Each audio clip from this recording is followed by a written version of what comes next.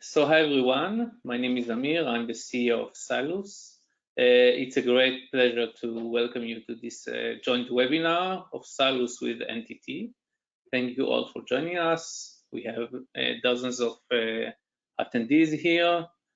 In this webinar, we continue to upkeep cybersecurity through utilizing remote channels and events to their fullest potential due to the COVID-19. I'm pleased to have our guest with us, Chan, NTT's Global Head of OT and IoT practice. Together with Michal, Cylus Head of Professional Services, we will talk about why cybersecurity is important in the rail OT environment, what are the challenges to protect this critical safety critical environment from cyber attacks, and what is NTT's and Cylus approach in partnering and providing protection against cyber attacks to this unique environment. Some administrative things that before starting. If you want to ask questions, I'll let you open your microphone and ask these questions. Just write these questions in the pen that you have there. Just that you'll know that this session is recorded, and we'll share with you the link after the webinar. So without further ado, I'll give the floor to Chan and Michal.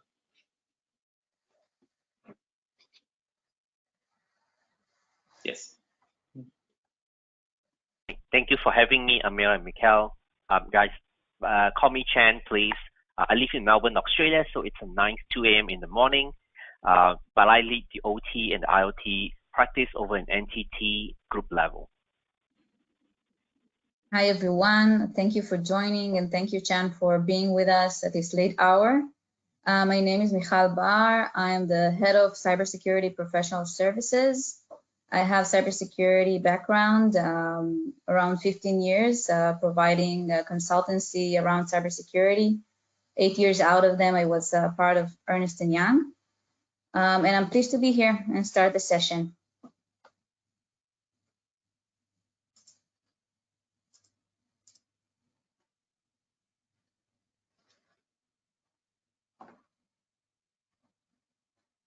Okay. So maybe at the beginning, let's talk about, first of all, why rail operational system needs cybersecurity. As Amir mentioned, we're gonna talk about the, first of all, why we need cybersecurity in this special and unique environment. And then we're gonna go and talk about the challenges, how to implement cybersecurity within these environments.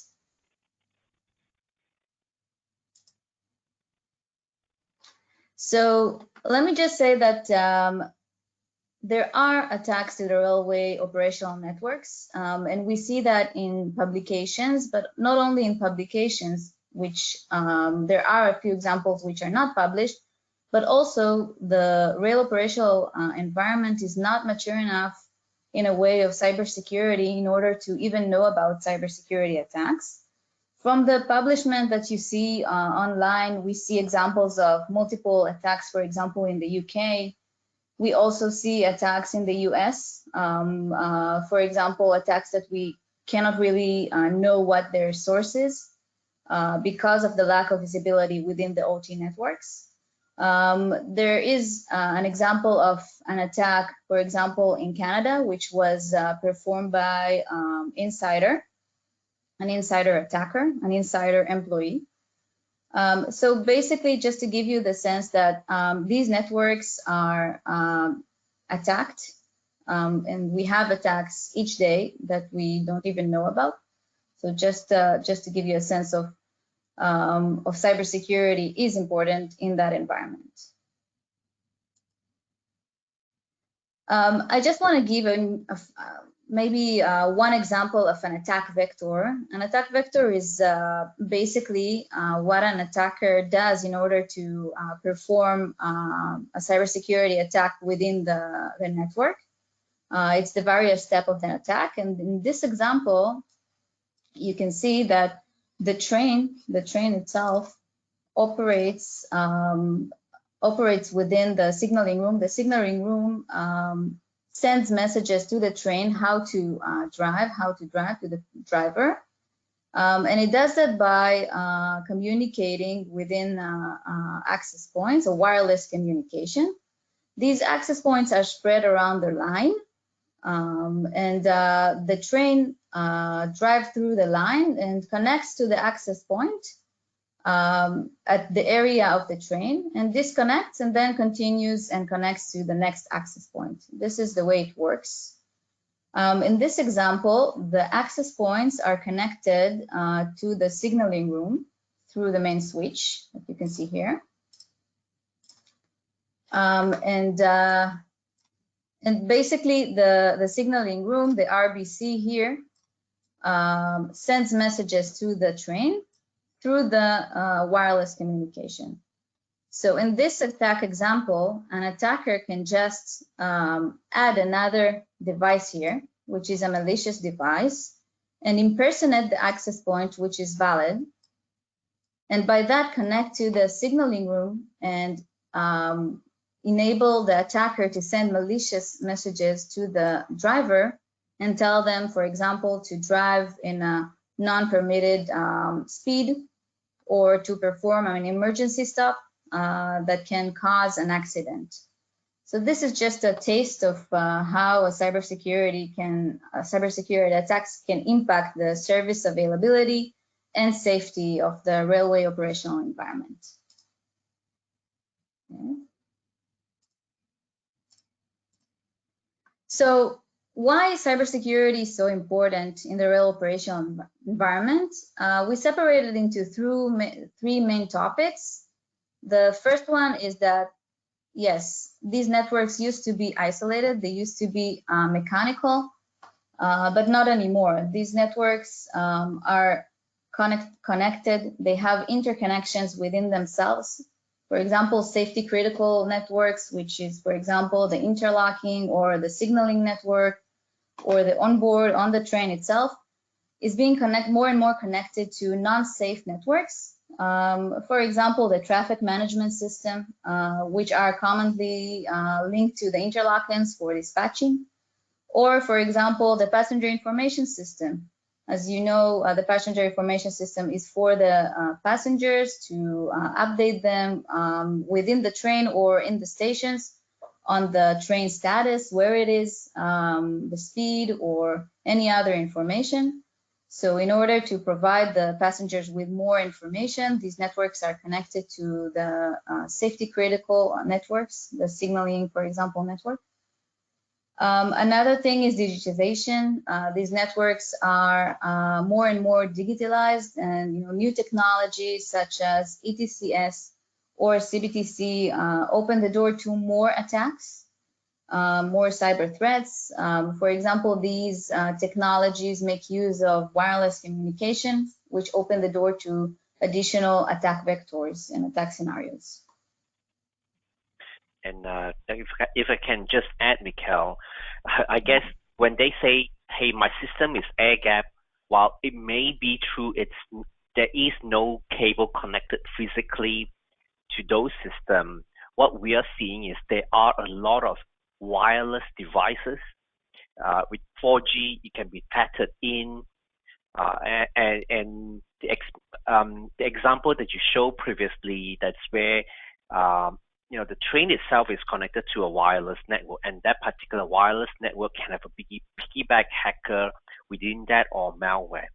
I have also seen modem physically attached to the industrial side of the network.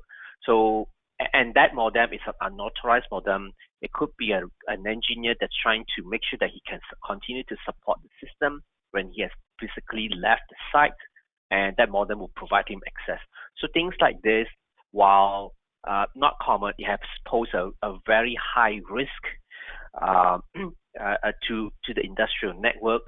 And that's the sort of question that we kept on asking over and over again. Hey, our system is now digitized.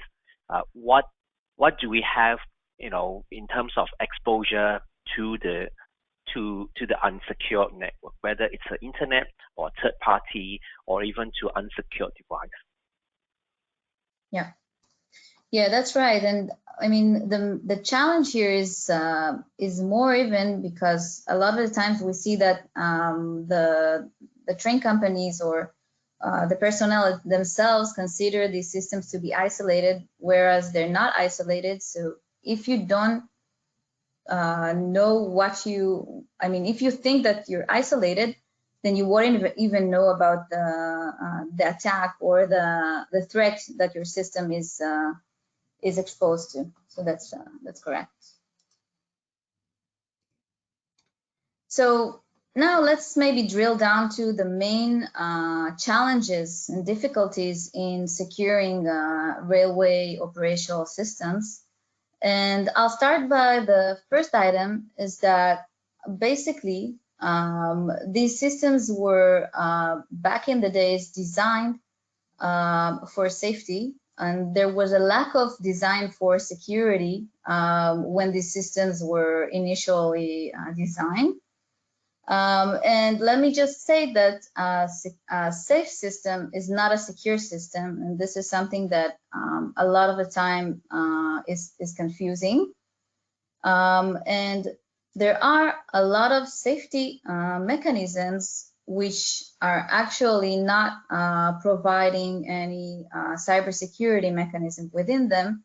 For example, a fail-safe mechanism, it means that whenever something is wrong or something is not behaving correctly, the train should stop. That's the fail-safe mechanism in order to protect from safety. However, this flow is it can trigger a cybersecurity attack, since an attacker can utilize that mechanism and send an abnormal message every, let's say, 30 minutes. And by that, cause the operation to stop and to prevent service unavailability, which means denial of service attack. So this is just one example of safety mechanism which opens the door to a cybersecurity attack vector. Also, the concept of safety is different from the concept of security. Fail-safe means normally open. I'll give an example. For example, the operator in the control center, when operating the trains through the train management system,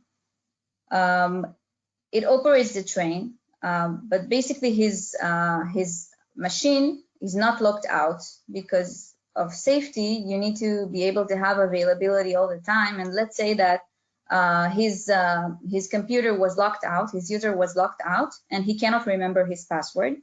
So this can be a really safety incident, since he cannot really operate the trains by the time he will log into the system again. Whereas in security, it's normally closed. The best practices in security is to actually have a lockout policy to make it harder for attackers to get inside or to attack the machine and get inside into the train management system. So this is the concept. And another example is the redundancy for safety. In the operational network, and for example, within interlockings, you have three hardwares in order to work in parallel to calculate the same thing, in order to make sure that there's no mistake in a calculation. And then there's a majority vote on the result. So let's say we have X and Y, then the result would be X. It's just making sure that there wasn't any mistaken calculations. And basically, it doesn't help with security. It's not a security measure. It's basically the purpose of it is for safety issue. Now let's talk a bit about the challenges within existing networks, and then we'll talk about the challenges within new line. So within existing networks, we have the main challenge, which the system are basically frozen, you can call it. Because of the safety case, it's very, very hard, up until impossible, to change the network. Changing the network or performing updates within the network, anything that would need to open the safety case, it takes a lot of time to re-certify the environment.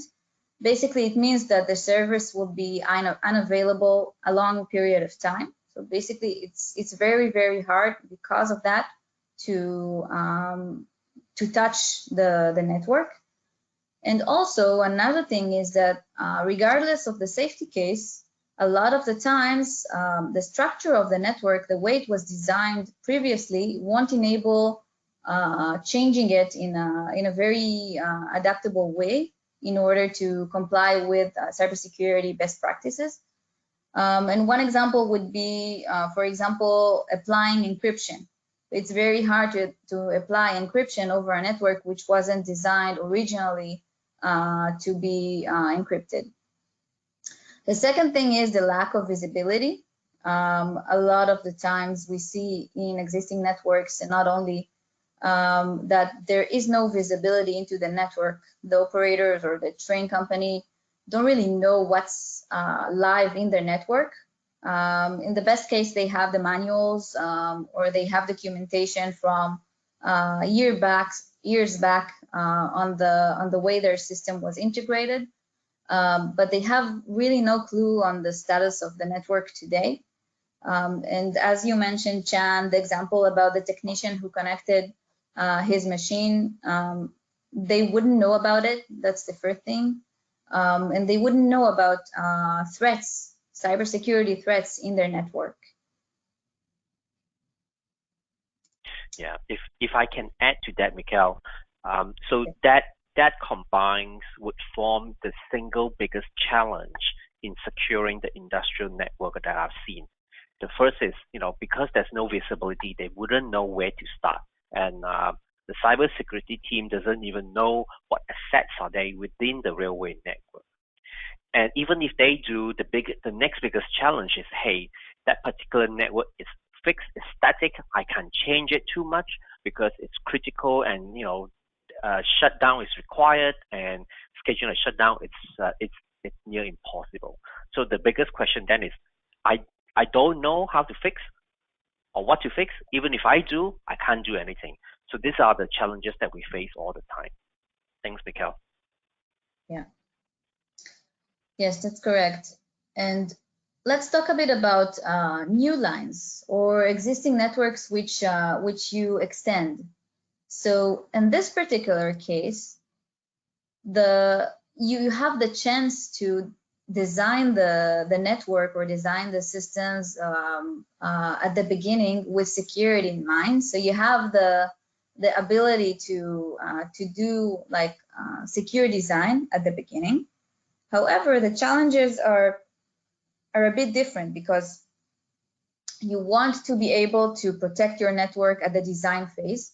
However, there aren't really solutions for which are dedicated for the railway operational environment and fit to them. So IT solutions today are not really fitted into the railway operational environment. They were designed for Ethernet-based communication. So, for example, a firewall would be able to read up till a certain level within the operational network, the Ethernet-based communication. However, you won't be able to read the application layer, which is what is important in the railway and operational environments, since all of the protocols and dedicated communication is done over the application layer, which is the dedicated protocols of the railway operational environment. So this is one challenge. I mean, you want to design a secure network, but you don't really have IT solutions which are fitted into that environment. The second thing is that you need to be cautious of performance. You need to be sensitive to latency. since these networks need to be available in a high availability. You cannot really load, let's say, the design with all of the IT or solutions that you might find in the market, because you want to be able to not damage the availability of the network and the service availability. So that's the second thing. Lack of visibility, of course. I mean, if you design a network from scratch, you need to be able to have a solution which will provide you visibility into the network, what you have on the network, which assets you have, which communication, and of course, the monitoring for cybersecurity, specifically for cybersecurity, which can understand the unique protocols of the railway operational network. The fourth item, and I think this goes back to the existing network, once the network is designed, and let's say it was designed in the best secure way that you can, now it's operational. How could you keep it in a secure state? So it's the same challenge for existing networks. How can you make sure that these networks stay secure, not only today, but also for tomorrow? Because tomorrow, cybersecurity is always evolving. Tomorrow, you'll have more and more new cybersecurity threats. So this is a very, very big challenge, the inability, as you mentioned, Chan, to update the network and keep it in a secure state.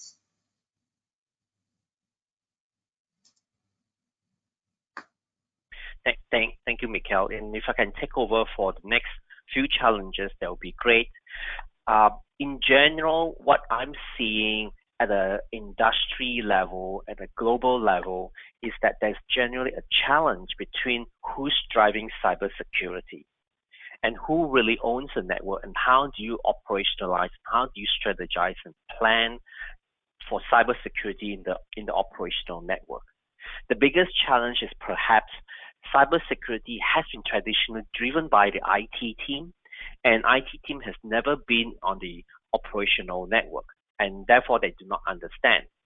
So the question is, where do I usually start? How am I going to be aligned to the operational network, to the OT team? What do I need to do to talk to them? How do I engage them better? That is the single most important action item coming up from this. Of course, when we start to strategize, to plan for cybersecurity or anything, there's the question of what are my other peers doing? Because in the absence of a benchmark, in the absence of a mature model, the next question that people generally ask is what are the other peers in my industry are doing the same, because that would set the tone. Of course, from a roadmap perspective, we do have a maturity model.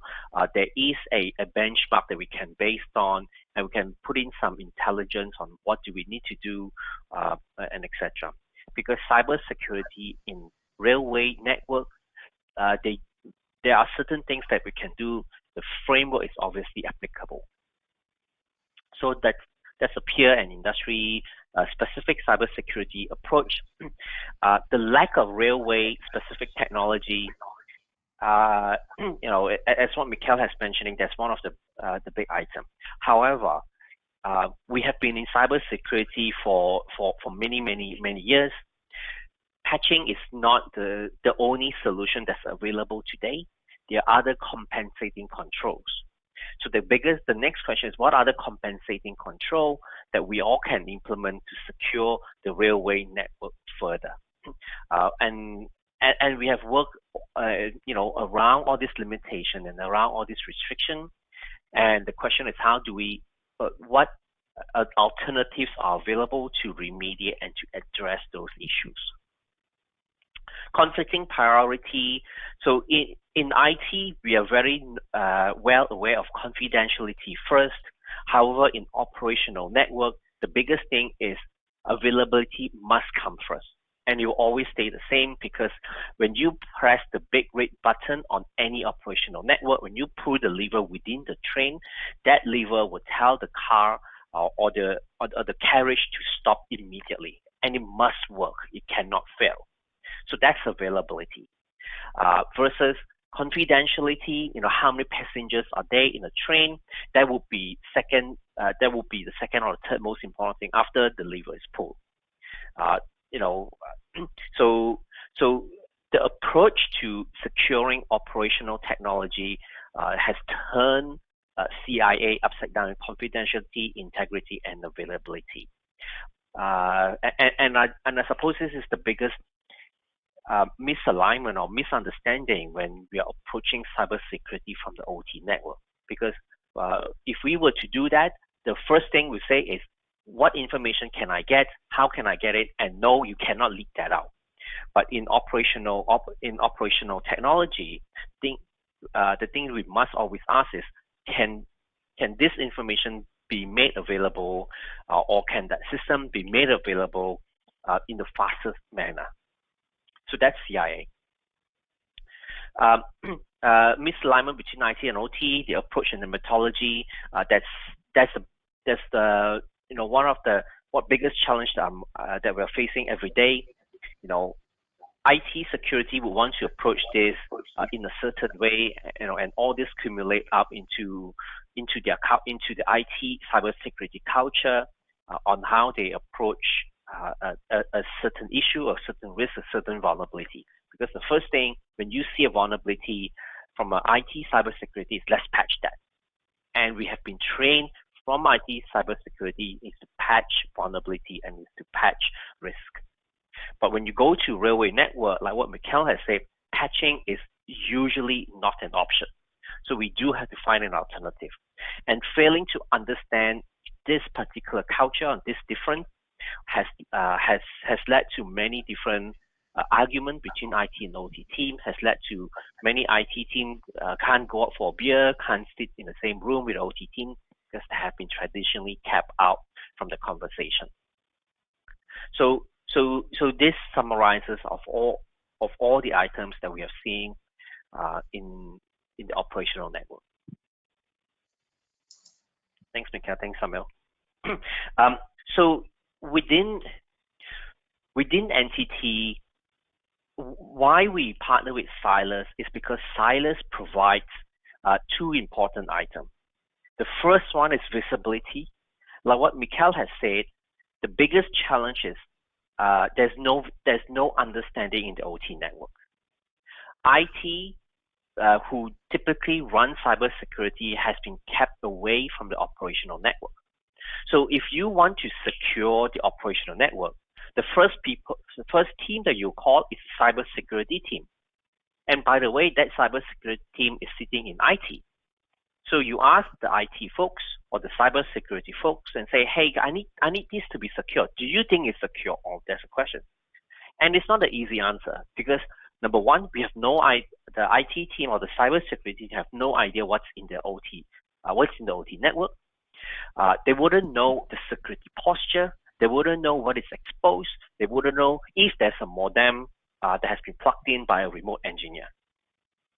That's the first thing. The second thing is, even if there's a malware, and because there's no eyes within the railway network, there's no monitoring and detection capability, the cybersecurity team wouldn't know where to start.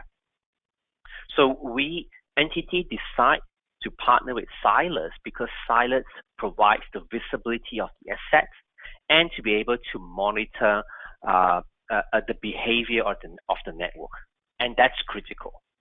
For us, that forms the baseline, that forms the core element that provides us with the strategy and the context later. So I'll be toggling between the context and the strategy, the context on the left and the strategy on the right. How do we build a roadmap? And how do we strategize the cybersecurity? And for us to be able to help our customers to strategize and to build the roadmap, we must know what is in the network. And that's from visibility. One of the key things to securing is to implement protect the controls is network segmentation. Hey, it's your railway network macro and micro segmented. And before we can do that, obviously, we need to know how the network looks like, which component and which network is talking to which component, and that helps us to understand the segmentation, because that forms the basis of the next item, which is how do we design and how do we implement all these different compensating controls. It may not be patching, it can be a next-gen firewall, it can be a detection technology, it can be a protection technology, it can be anything. And those are all protection mechanisms. The detection mechanism is about if there's an anomaly within the network, can we pick it up? If there's a malware within the network, can we pick it up? That's detection capability. And before we can even do that, what is the baseline? What is normal? That's something that we have to answer. And that's where Cylus has the ability to provide us with the monitoring. There are also other things that we can strategize on. That will be how do we patch and how do we remediate the solution.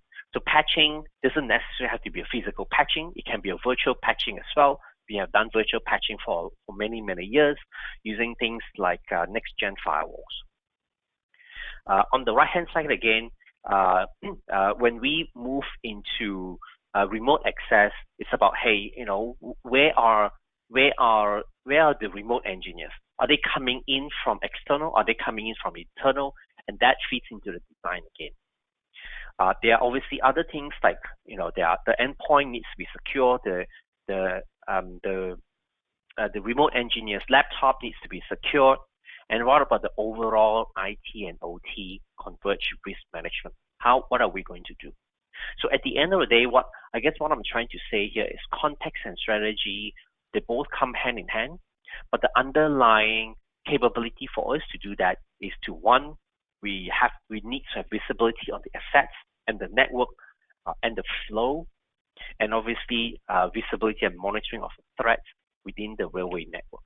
The question is, how do we enable, how do we get that visibility for us to get the context and to strategize? Thank you, Chan. And I'll try and elaborate a bit about our solution, Cylus One. And I think the partnership with NTT really emphasized our ability to go hand in hand and provide clients with the cybersecurity, let's say, end-to-end solution for cybersecurity for their operational network. Related to Cylus One is our main solution for the railway operational environments. Basically, what Cylus One does is, first of all, it's dedicated for the railway industry alone. Okay, it was developed only for the railway industry. It knows how to read the specific protocols, the application layer that I was talking about before. And basically, this gives you the eye on the network communication and on what's going on in your network. The solution is basically what it does. It listens to the communication within the operational network. And once it has the communication, it listens to the communication, it does the deep packet inspection according to our algorithms and ability to understand the railway unique protocols and also the logic of the processes. And once we analyze the communication, we set the baseline. As Chen mentioned, at first we learn about the network, we learn its behavior, its normal behavior, and then we set the baseline. And from then on, each anomaly, abnormal behavior in the network would be raised as an alert, as an identification of something that is suspicious in the network. Not only that, we also provide the analysis of the alert. So we provide you with exactly what happened within the network and what we think can be starting of a cybersecurity attack. So our solution enables you to identify these cybersecurity threats at the beginning of the attack. So as you know, a cybersecurity attack doesn't happen in one day, especially in operational technology environments. And basically, first phases of a cybersecurity attacks is always called a reconnaissance phase, or let's say the attacker that let's say gathers information on the network and starts questioning the assets within the network in order to get access to, for example, servers, versions, in order to identify which assets are the weakest link, which assets should they attack first. And by gathering all the information, afterwards it gather all the information, do the analysis, and calculates its steps. It's called the attack vector. So basically our solution, Cylus 1, identifies these initial attack steps at the beginning. So each abnormal behavior, for example, even a machine that was added into the network which wasn't part of the baseline and it shouldn't be there, would be identified within Cylus 1, and you would be able to see that an asset was added into the network in a suspicious way. And our solution also provides you with the mitigation recommendations, what you should do in order to start investigating the case, the event, and what you should do in order to remediate the impact. So basically, once let's say, for example, an asset would appear in the network, you would get an alert that something suspicious is happening, that an asset that isn't part of the network was added into the network, and that this specific asset communicates with, for example, the interlocking server, and sends malicious messages. So the ability to understand what's going on within your network and ability to identify these malicious intents at the beginning of a cybersecurity attack is very, very important within these networks. It enables the client to react properly, react on time in order to remediate an impact which can be huge in case you didn't even notice that that something suspicious has happened. So basically, this is a bit in a nutshell about Cylus 1. I just want to say that it's not only a solution for visibility. It can provide you with visibility. It does provide you with visibility on the network. It provides you with all of the assets on the network, with the communication within between them. And it provides you with the ability to also perform asset management, asset inventory management, which is something that, as Chan mentioned, is very, very important at the beginning to understand what's going on in the network in order to apply all of the other cybersecurity measures that you want on the network. So this is basically in a nutshell about Cylus 1. In general, Cylus has the capabilities to provide end-to-end cybersecurity solution.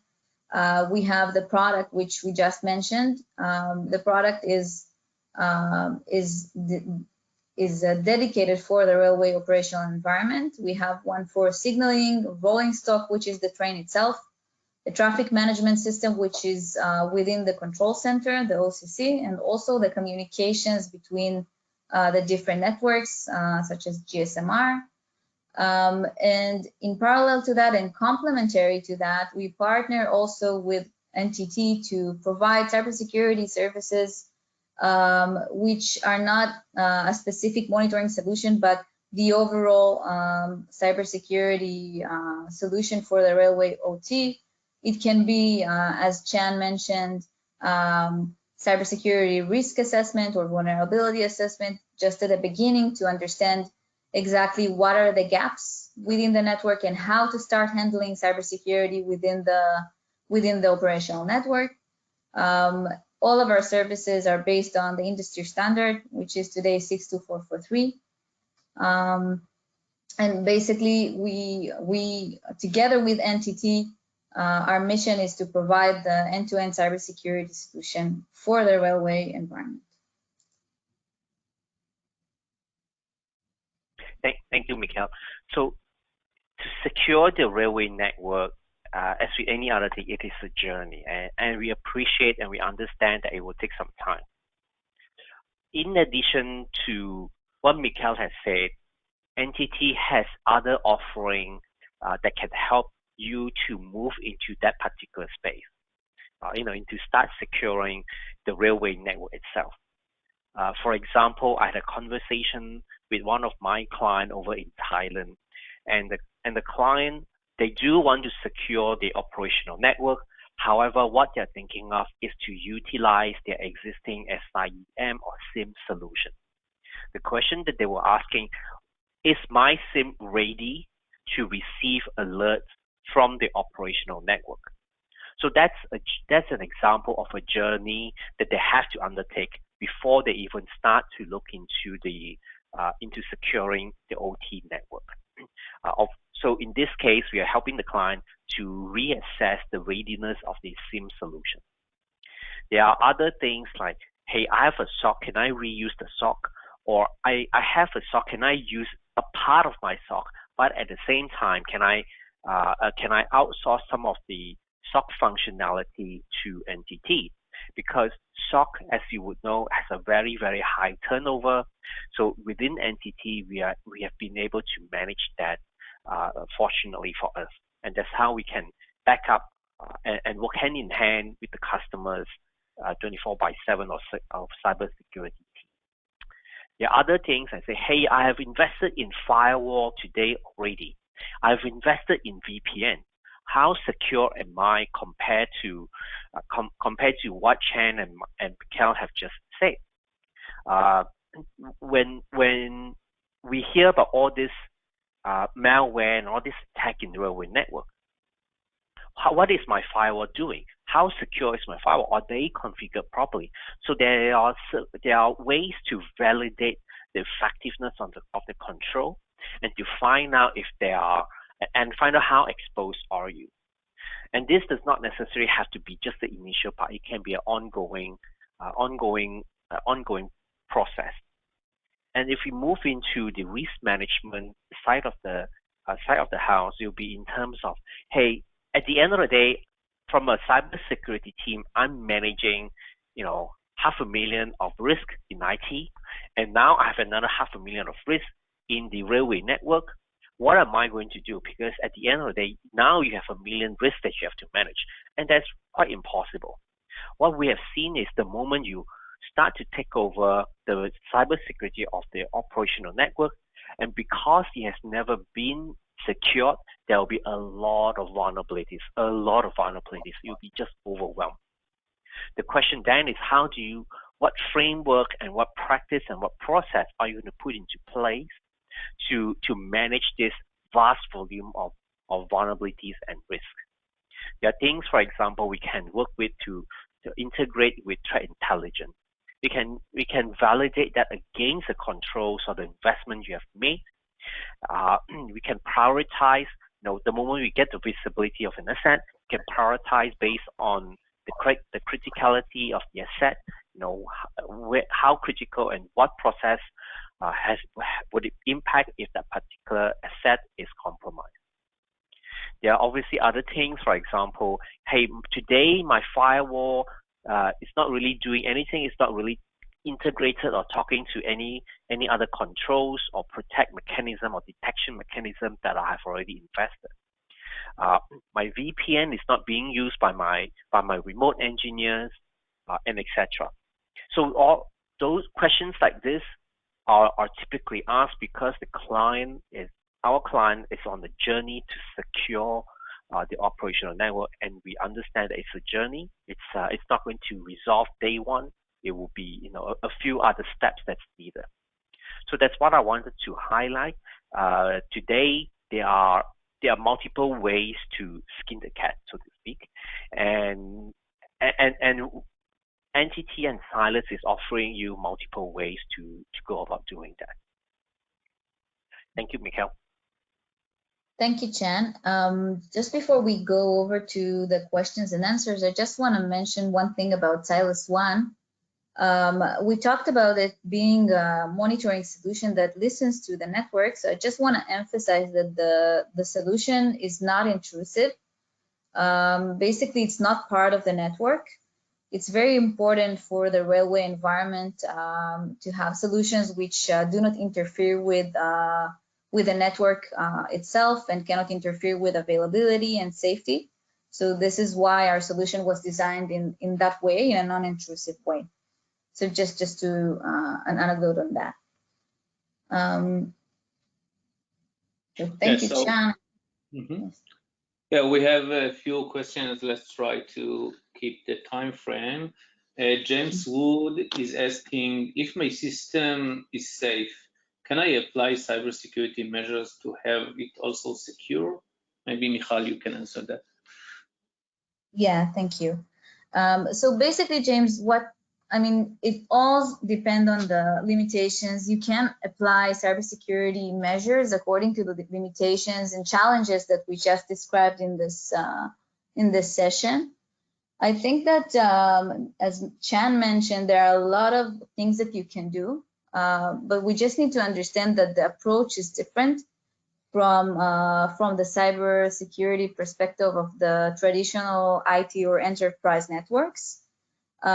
So first of all, what you need to understand is to understand the state of your network and which threats are the network is exposed to regarding cybersecurity. And once you've done that, I think the next thing would be to understand how you can implement cybersecurity in a way that won't interfere with the service availability and safety, and also in a way that enables you to keep the networks safe, secure at all times. Basically, the solution that we see, which answers that, is to monitor the network in order to identify attacks, which is non-intrusive and enables you to have protection from cybersecurity attacks. I hope that answers your question. Thanks, Michal. We have another question from David Harvey. He's asking, I have an existing network. How do you suggest to start protecting my signaling network from cyber attacks? Maybe Chan, can you answer that? Sure. That's a very, very good question, and we get a lot. So if I can bring this to a physical home-based security, where you have an armed guard. If you were to run that particular company and someone rings up and say, hey, I need to secure my home, I need to protect my home from thieves or burglars, what can you do? So the very first thing that you do is you go and visit the house physically, and you do a site walk to understand how big is the house, how small, or what is the size of the house, how many windows, how many locks. And from there on, you will try to access in a little bit more detail. Is there a camera? Is there a door? Is there a lock at the door? The windows, are they normally secure? Is someone usually in the house? How many people move in and out? How many contractors do you bring in? So if we were to start from that perspective, generally, then the first port of call is, what is there in your network to secure? How does it look like? What are the in and out? What are the remote access or remote connection that you have? Where are the access points? And when you do, those access points, what have been protected by the access point? Within the network itself, we will be thinking, where can you put some cameras? And in this case, where can you put Cylus so that it can properly monitor the anomalies? But of course, before we can even get to the house, you have to ask permission from the house owner. This could be the husband and the wife, and I say both, because in railway cybersecurity, in operational cybersecurity, there are generally two stakeholders: the cybersecurity team that owns the policies and the strategy, and the operational technology network team that owns the physical network and the operation of the actual physical railway component. So where do we start? Let's just go for a sidewalk, and try to assess. And if you have challenge going there, let's just find out from the two stakeholder, how can we, what can we do to align the cybersecurity approach to secure the railway network? Thanks, Amir. Thanks, John. We have another few questions. Let's try to answer them. Lorraine Hines is asking, is there a way to get from the train itself to the signaling system? Michal, can you answer that? Yeah, sure. So first of all, it depends on the network itself and the network configuration and design. But basically, we've seen a lot of cases where you can go through different elements within the network because of the interconnectivity that I discussed before that. So I'll give you just an example. We saw a case where the passenger information system was within the train itself. It can also be within the stations. And basically, there was a business need within the organization to enable the passengers with more and more information related to the trains. And of course, in order to get this information, you need to gather that information from the safety critical networks, from the signaling network, which the information exists. And basically, this connection opened the door to a cybersecurity attack, or opened the door to attackers to move from the passenger information system, which is a non-sensitive system, to a safety critical system, which is the signaling and onboard network. So basically, it's possible. And the interconnectivities within these segments of the network enable attackers to move within them, whether it's more difficult or whether it's less difficult, but it enables the attacker to get a chance to move from one segment of the network to another. Thanks, Michal. And another question from Joshua Bass. How do you suggest to deal with the inability to perform proper patch management in the OT network? Chen, can you answer that? Yes, thank you, Amir. A very good question indeed. And this has been, a lot of customers ask that question because, hey, my system is still running on Windows XP, sometimes even older. How do I even patch when XP has stopped releasing patches? Or when I need to implement patch, my vendor would tell me, hey, I need $5 million to upgrade the system, and you need to schedule a 4 hours, 8 hours downtime. And that usually, if you're lucky, will be 6 months away if we have the budget. But most of the time, the whole reason we are still seeing Windows XP is because we can't upgrade, we can't patch. But in cybersecurity, because we have been in this industry for so long, we know that the world is more than patching. There are ways to control that particular vulnerability to be exploited, because patching, the whole purpose of patching is to remediate and to resolve a vulnerability. For that, we can block it with a firewall, we can block it with an IPS. If it's possible, we can block it, we can pick it up, we can monitor that particular traffic behavior, and we tell our SOC to say, hey, if there is a vulnerability here, if you see any traffic going to the asset, and if you see a specific activity which is in this nature, please highlight this immediately, because we have never seen this, or the network would never use this particular type of traffic, and if it happens, it is someone just trying to exploit. So that's from a detection perspective. From a protection, I've mentioned next gen firewall. I've mentioned other things, and it depends on the nature of the exploit. You can it may even make sense to block it from an email perspective, block specific email attachment from coming in, because there are certain exploits that will take advantage of the hack of the week, or the vulnerability of the week. And all these are very important, because we know most of the time you can't patch. Yeah, thanks, Amir. Thanks, Sean.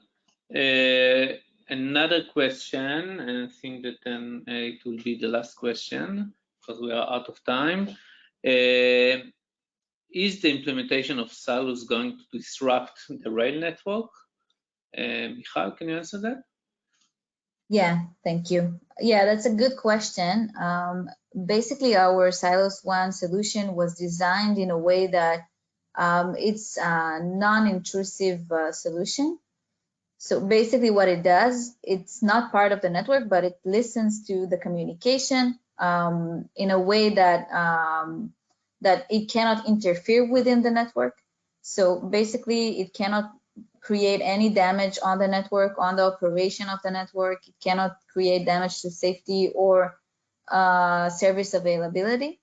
It was designed in this way because we know that this is a really big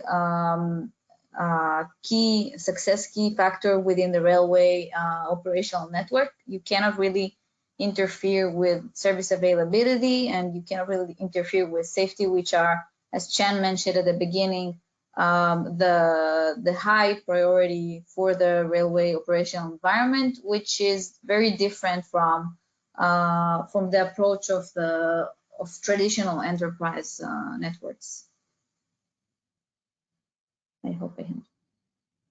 Yeah, thanks, Michal. Maybe we'll open just the videos to say bye. So thank you, everyone. Chan, last words about? Yeah, we cannot hear you, Chan.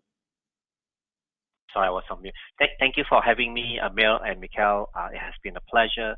Looking forward to working with Cylus and the industry. Thank you so much, Chan, for being here. It was a pleasure, and we'll continue to work together. So I'm pretty sure that it's not the first webinar that we're gonna do together. So thank you very much. Thank you, Chan. Thank you, Michal, and thank you for all the attendees. Feel free to ask any question if you want. Send us email and with other way of communication. Thank you, everyone, and have a good day, good night, wherever you are. Thanks.